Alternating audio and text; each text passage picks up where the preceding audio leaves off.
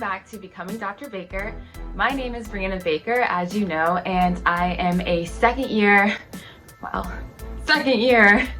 PhD student at Columbia University studying counseling psychology. Now, today's video is going to be a little bit different because I'm going to tell you all the story of how I broke up with my therapist back in February. Yeah, this happened a while ago, so it's something that has been on my mind to talk about, especially because the last time I think I mentioned seeking, mental health services or counseling was probably back in September or October when I had first found my therapist. And I want to tell you all kind of what that journey was like and some things that I would have done differently, and some things that I learned about myself and about the counseling process in general. So no more time to waste. I'm just going to jump right in, and I hope that you all enjoy this video. Please like, share, subscribe, all the other things. So my therapy journey actually starts back in 2016 when I first sought psychological services. I was really overwhelmed in college, typical, identity crisis, trying to find myself, coming from, a certain background, and then, being from a smaller area, and then getting to a big school where everyone just seemed so amazing. I always felt like I wasn't worthy of being there and was just having a lot of struggles with self-doubt and self-worth.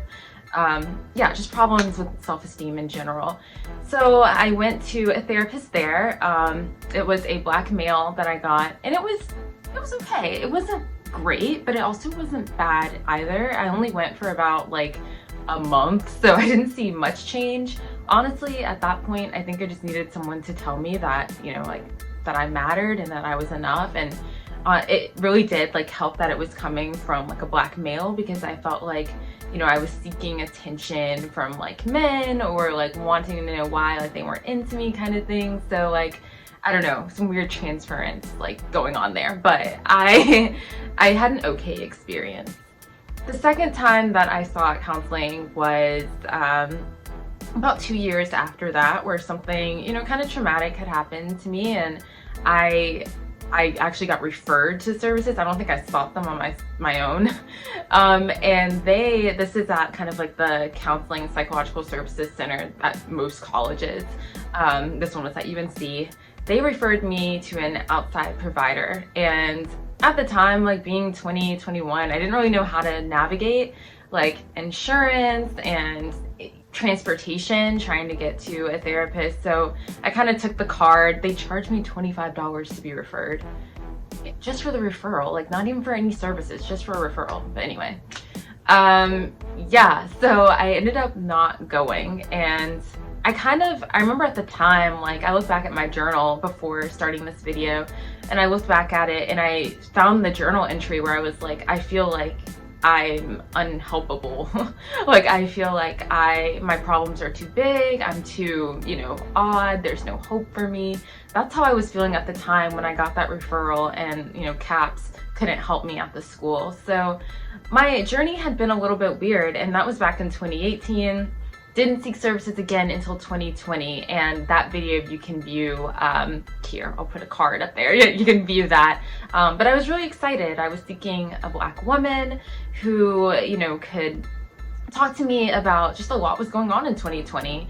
I was dealing with a lot of loss. I was dealing with the loss of not being able to go to graduate school in New York City, to leave my small town. You all know the story. I say it in every video. So I was just struggling with kind of grappling with how to be adaptable to this new situation that I was now being put into. And grad school, I thought, would make me feel oh, finally, I'm good enough, I got in. But it was the exact opposite. I was crap, why did I get in? Is there something going on? Is it because I'm black? They just needed diversity.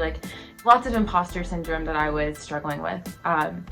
And so I sought services back in 2020 around the fall, around September. Now I think about it, it was probably mid-September, early October. Yeah. I used a few different search engines to find a therapist. So I'm gonna be honest with you, being someone who is black in a small town or a small area, being in the mental health field, in the psychology field, a lot of people. There are not a lot of black providers in general. There's definitely not a lot where I'm from. And so finding one who I actually didn't know or wasn't somehow connected to, like, that was challenging. It was really, really challenging. I personally wanted to, at the time, I really wanted someone who had their PhD or PsyD in psychology. Like, I don't know what my thinking was around that at the time. I guess I just wanted someone who could probably relate to some of the struggles that I was going through as a doctoral student and being Black in that space. So that's what I was looking for. Wasn't able to find that where I'm at, and I ended up finding someone who was an LCSW, which is a licensed clinical social worker, and she had, I want to say, like 20 years of experience or so, like, you know, very, very qualified. And yeah, it was, but it was tough finding her, was my whole point of starting this. It was super tough finding her. I used Therapy for Black Girls and started searching people. They have a great search engine. I looked at Psychology Today, where you can kind of filter based on what issues you're struggling with, what race or ethnicity, what gender identity, kind of things that you prefer in a therapist. And also you can filter by your insurance as well. I used that. I was in a tricky position because I was kind of like in North Carolina, but moving to New York, and wanted to find someone in New York that I could like transfer to, but it turns out that they needed to be licensed in North Carolina. It was a lot. So anyways, I ended up finding a social worker. I'll call her Lisa. That's not her name, obviously. I'm not going to give out any like identifiable information here. But yeah, we'll call her Lisa, and yeah, we hit it off. People describe me as an open person, which I think is accurate in a way, but not in a lot of others. Like, I think that like anyone, I carefully curate what I want others to see of me, especially with social media. You know, like, you pick your post, you can filter it, you write the caption, like, that is your chance to have like ownership over who you are and how others view you. And in counseling and in therapy, you know, the therapist's job, or the goal of counseling, is to kind of break down those barriers and really see, like, who is Bree? Who are you? What things are you going through? What things are you thinking in your head? How do you think and feel about yourself? And that's really what I wanted to get at, because I think that I journal, I write so much. I love writing. I express myself a lot through my videos, but at the same time, I've learned to even be performative with myself. And so I was looking to really, really like get under the surface of a lot of things that I was feeling inside, mainly about myself and my own self-confidence.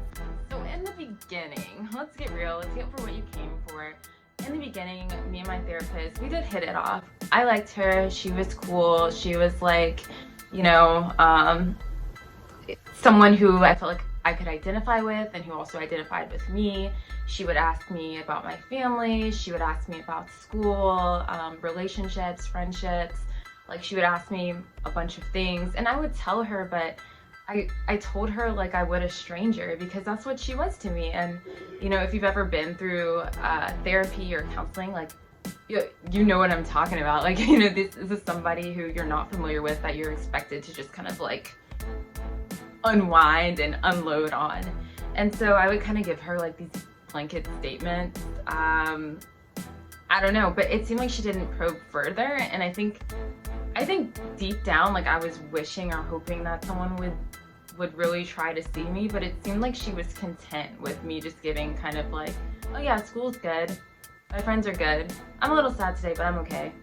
Like, one time I tried to tell her that I thought like I could potentially be like slipping back into like my anxiety, and she was just kind of like, oh, okay, well, let me know how that goes over the next week. And I was like, okay, maybe it's not a big deal, you know? But I realized like it was starting to feel kind of invalidating how she like didn't probe into my life as much as I thought that she would. And so you may be like, what did you guys talk about? And I'm gonna be honest, like, we talked about her a lot of the time. Like, I know this is weird, but like, she used the counseling sessions when I was quiet to talk about herself. And that's what's known as self-disclosure. It can be really, really beneficial for clients and patients, but like, you don't have to fill up every free space of air with your own story as a therapist, and that's kind of what she did.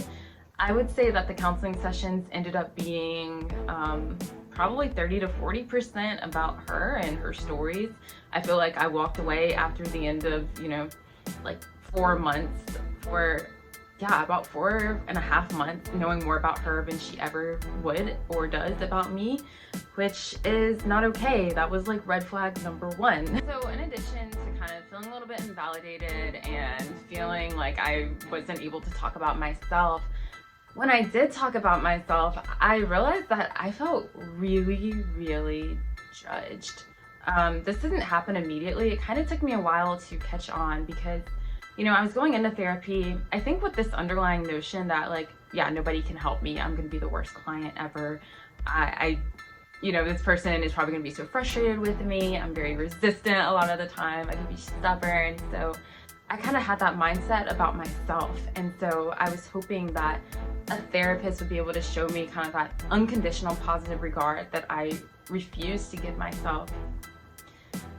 I felt like every time that, you know, I was brave enough to explain to her something that was going on, she kind of always turned the focus on like what I did to make a certain situation happen. So if I was having a conflict with someone or anything in my life was going, you know, not optimally, she would kind of like turn around and be like, oh, well, how did you contribute to that? You know, like, what was your role in this? And like, some things, sure, like we all have a role, but other things, you know, like getting called a bad name as you're walking down the street, like the only thing I did to deserve that was being black, you know, like and not deserve that, but to like prompt that, I guess, was the color of my skin. And so she was asking me things, making it seem like everything bad that happened to me like was my fault, which is a little bit different than like cognitive reframing, which I feel like maybe she was trying to go for, like, you know, like how could I see the situation differently? But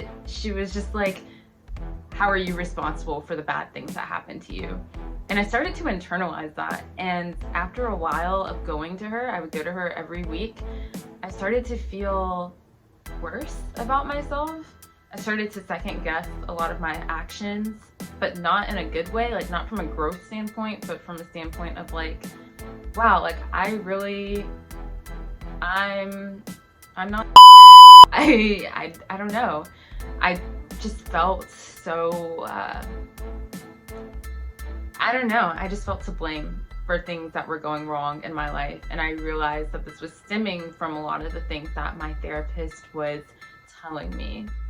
Because of that, I started to like avoid certain topics with her, even though they were the topics that were most pressing to me. So I had some things going on like with relationships that I would like to talk to her about, but whenever I did talk to her about them, like she just, I don't know, like because she was so judgmental and because it seemed like she just, I don't know, it's part of me just felt like she had an out for me, like I don't know. Like she would roll her eyes when I said certain things, and I think she was trying to be like my friend, like my girlfriend, but really I wanted her to be like someone who could honestly like just like love and accept me for who I was. And because she couldn't do that, I started to avoid a lot of negative emotions. Like I only felt comfortable talking to her about the things that were going well in my life. And I have a lot of things going well in my life, so it wasn't like super hard to do so, but that's also not why I was seeking counseling like at all. I have girlfriends to do that with. I didn't need to pay someone every month or every session to talk about how great life is, because the truth is like I felt like I didn't have anything or anyone to go to when things weren't going so well, and I was really hoping that she would be that person. My therapist would always start every single session, how is my favorite client today? And after a while of doing that, I felt like I had to keep up the same performative kind of like persona or, you know, like actions and behaviors that I did with myself, with everyone around me. I had to keep putting this mask on of, okay, I need to be happy, smiley, Brie, like all the time, even with my therapist, who was supposed to be like my confidant and, you know, like my guide. I felt like I had to do that with her after a while, because when I did feel sad, I couldn't show it to her, or else I would feel judged, or she would blame me, or, you know, like this doesn't fit who Brie is. Like automatically, like you need to dispose of this negative emotion. Like you aren't allowed to feel sad, you're not allowed to feel angry, you're not allowed to feel frustrated. I just want to see happy, smiley Brie all the time, and that started to take a toll on me.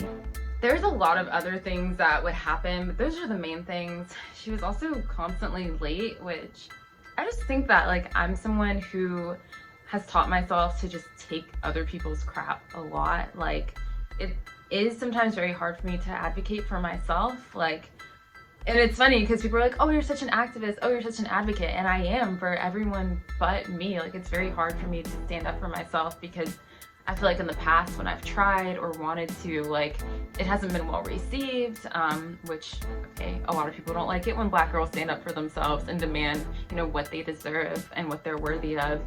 And I started to feel that with my therapist. And I think that, like, one of the biggest lessons that I learned was just that, like, if you don't feel comfortable enough with your therapist, I would say after, you know, a month to tell them things that are working or aren't working, like, it's probably time to switch. It's okay to shop around for therapists. It's okay if you click with one for a few months and then you don't. It's okay that if you don't click on the first day, you don't have to keep going.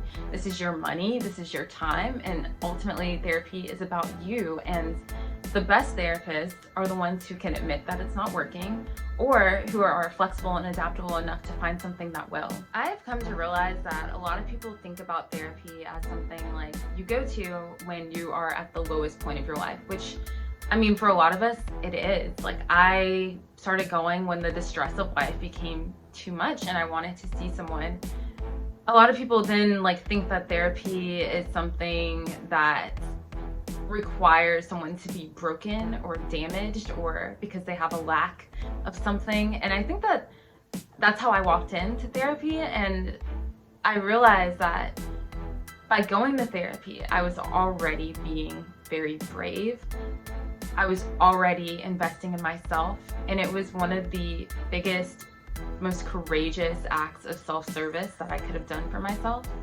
And to be proud of myself for doing that, to have the confidence and to have the ability to say, you know what, I want something that's going to work for me. And it was hard because my therapist had made this kind of power dynamic. I felt like I was always trying to please her.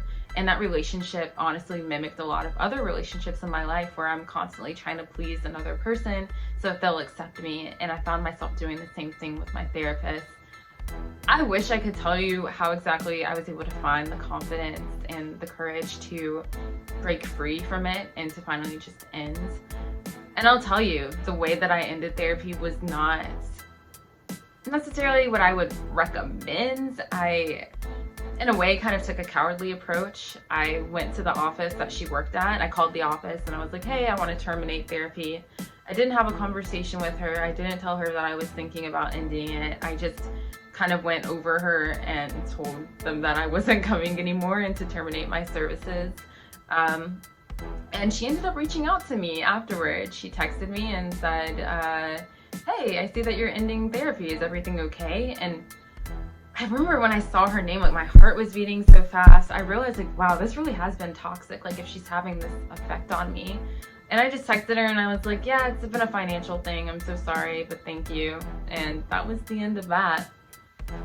I feel like, I don't know, I still feel like she doesn't like me or like whatever, but it's okay because I realized that it wasn't serving me and that it was time to move on. I wouldn't say that my therapist took it poorly, like took the breakup poorly, but her text to me like seemed that, you know, she was hurt by it in some way, that I didn't have a conversation with her. But honestly, I just didn't feel comfortable. Like I said, I felt judged. I felt like she was unapproachable.